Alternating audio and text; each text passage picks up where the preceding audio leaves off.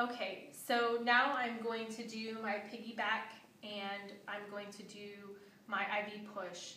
I've already done my 5 rights, so I mean, I don't really need to go back over that again. I'm gonna also, again, think I have my PPE, I've done my hand hygiene. I'm gonna go ahead and get my piggyback drug. I want to, for this, it says my order is amoxicillin, 50 milliliters, IV piggyback.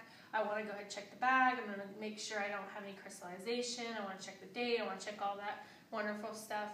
And of course my order. And then since I already have another drug hanging, which I'm just going to say this is hanging, I don't have a pull. I also want to make sure that it's compatible with the drug that's hanging. I want to make sure that there's compatibility. I want to check my rate. And I also want to check if there's a diluent, but in this case, since we'll just say this is normal saline, there's not going to be a diluent.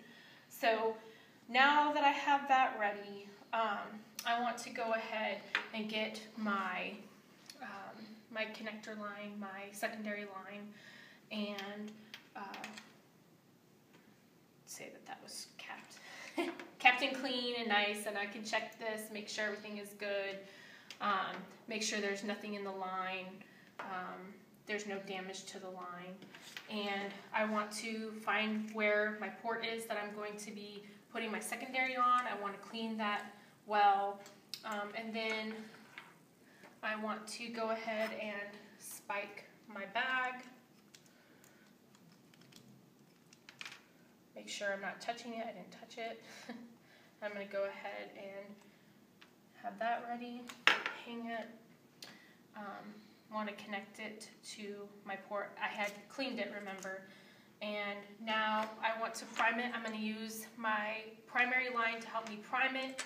And I can also, at this point, if I don't have it on an infusion pump, I can check it against a watch, see what my drip rate is, calculate it by my watch.